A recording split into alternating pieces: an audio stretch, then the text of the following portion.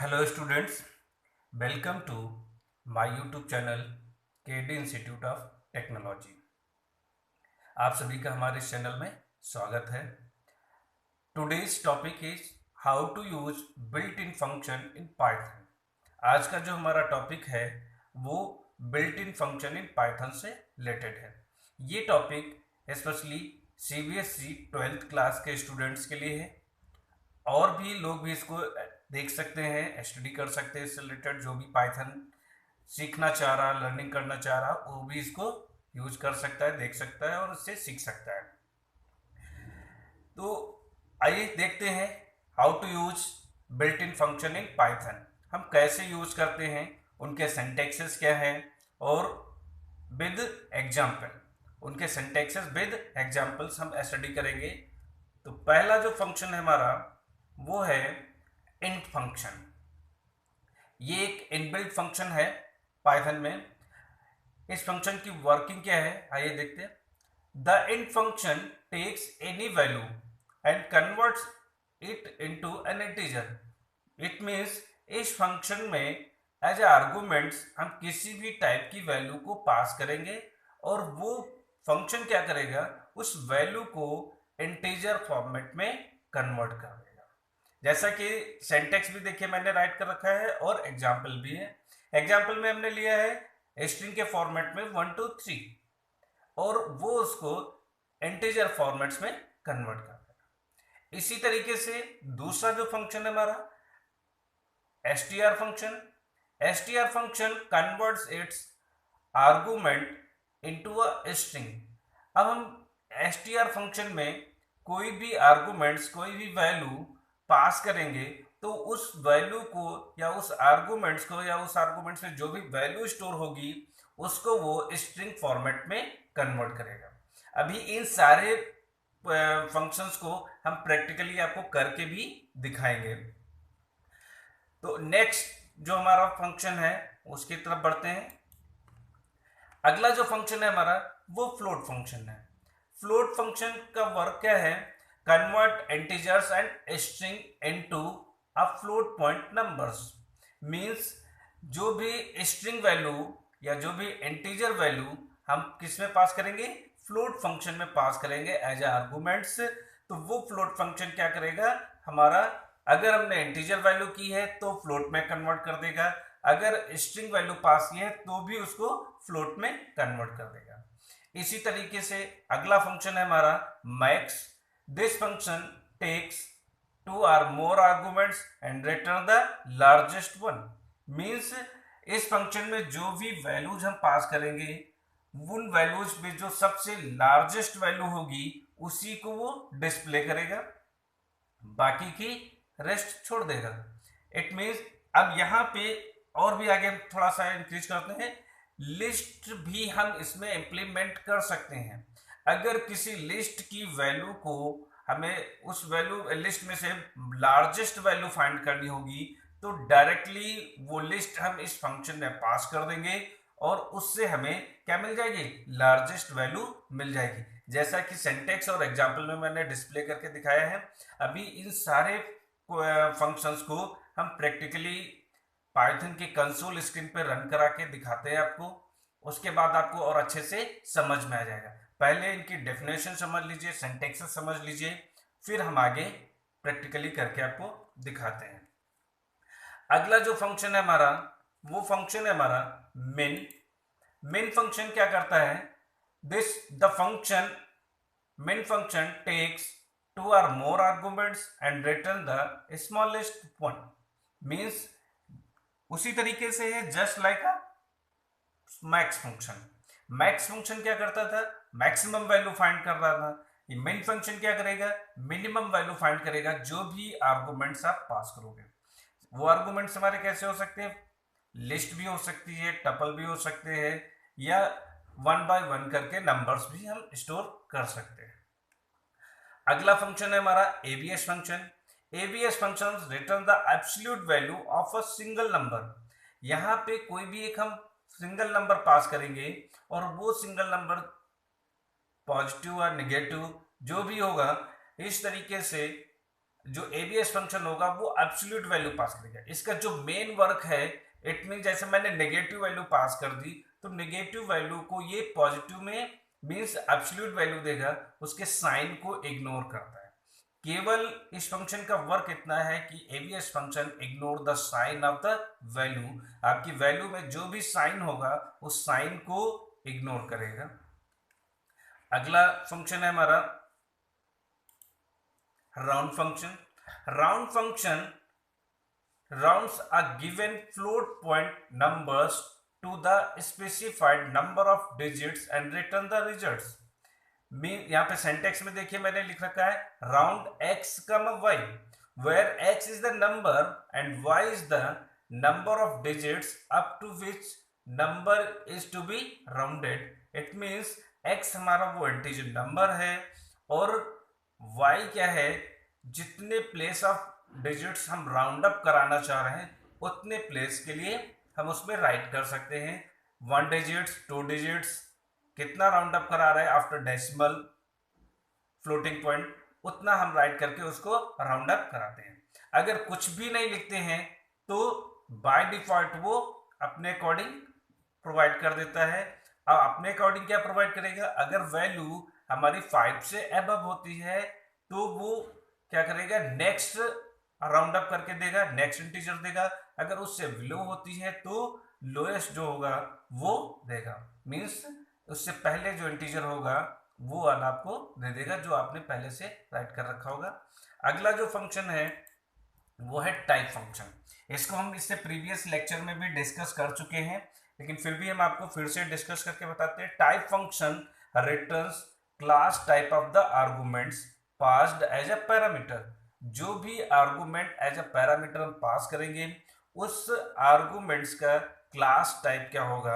It means अगर हमने कोई वेरिएबल पास किया है तो उस वेरिएबल में किस टाइप की वैल्यू होल्ड है वो टाइप हमें ये टाइप फंक्शन बता देगा। यहाँ पे सिंटैक्स और एग्जाम्पल दोनों राइट हैं। इसी तरीके से आपका आईडी फंक्शन है। ID function return the unique identity of the past argument और वैल्यू। मीन्स आईडी फंक्शन में जो भी वैल्यू और आर्गुमेंट्स पास किए जाएंगे, ठीक है, उसकी वो आइडेंटिटी बता देगा। आइडेंटिटी मीन्स उसका यूनिक एड्रेस।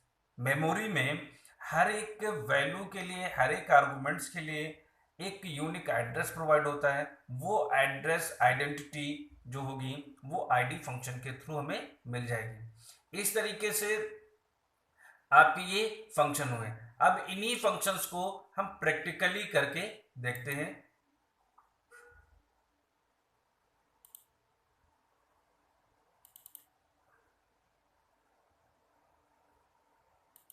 ये हमारी कंसोल स्क्रीन है, आप सभी को दिख रही होगी। अब कंसोल स्क्रीन पे जैसा कि हमने पहला फंक्शन आपको बताया था इंट फंक्शन।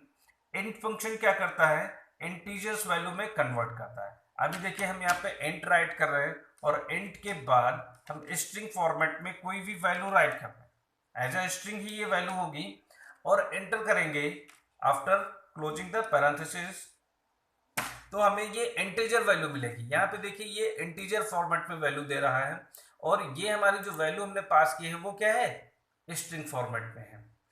इसी तरीके से हम str फंक्शन देखते हैं। str फंक्शन में हम कोई भी वैल्यू पास करेंगे, वैल्यू हमारी न्यूमेरिक होगी, तो हमें वो किस फॉर्मेट में मिल जाएगी, स्ट्रिंग के फॉर्मेट में मिल जाएगी। ठीक है, अब अगर हम फ्लोट फंक्शन यूज कर रहे हैं, फ्लोट फंक्शन देखिएगा। फ्लोट फंक्शन में हमने बताया कि इंटीजर वैल्यू देंगे तो भी हमें क्या मिलेगा, डेटा फ्लोट टाइप में मिलेगा। देखिए पॉइंट के बाद 123.0 आ रहा, इट मीन्स ये फ्लोट में कन्वर्ट हो गया। अब इसी तरीके से अगर हम फ्लोट फंक्शन में कोई स्ट्रिंग वैल्यू पास करते हैं,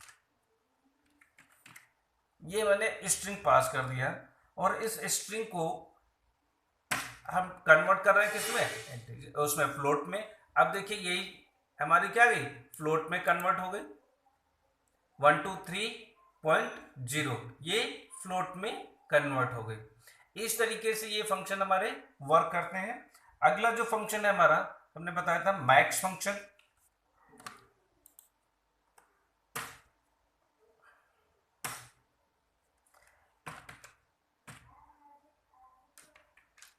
मैक्स फंक्शन में हम कोई भी वैल्यू पास करेंगे 1 2 3 4।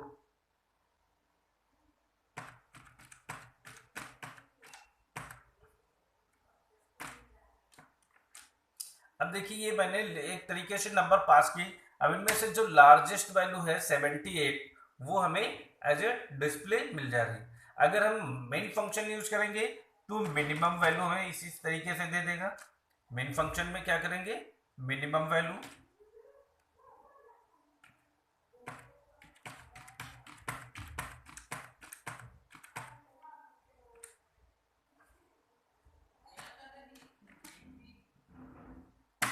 इस तरीके से। देखिए जो लिस्ट मैंने पास की उसमें हमें जो मिनिमम वैल्यू थी 0 वो हमें मिल गई। तो ये मेन फंक्शन हो गया।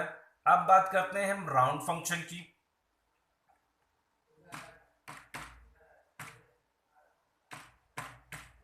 राउंड फंक्शन में हम वैल्यू पास कर रहे हैं 123.234। अभी जो हमें वैल्यू मिलेगी वो 123 मिलेगी। लेकिन अगर राउंड फंक्शन दोबारा हमने यूज किया 123.523 तो हमें क्या मिल रहा है 24।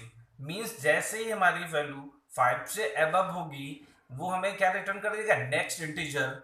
और अगर 5 से बिलो होगी तो प्रीवियस इंटीजर जो भी होगा वो हमें डिस्प्ले मिलेगा।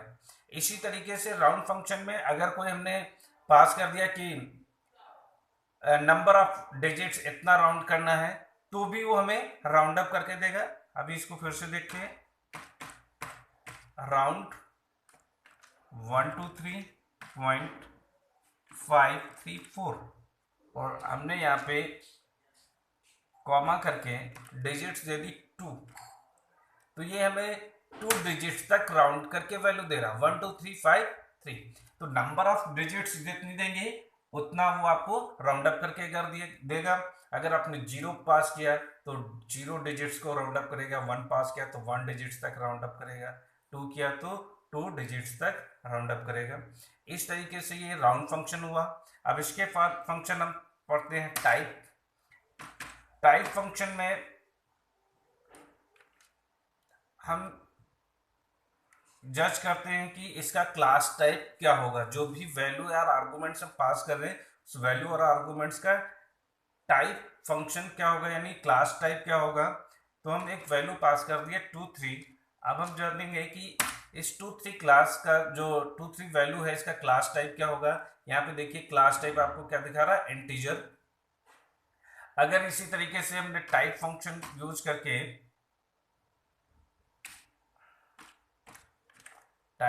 यूज करके हमने एक डेसिमल वैल्यू पास कर दी। अभी देखिएगा ये हमें क्लास टाइप क्या दिखा रहा, फ्लोट। अगर हम टाइप फंक्शन यूज करके एक integer value string value pass कर दें,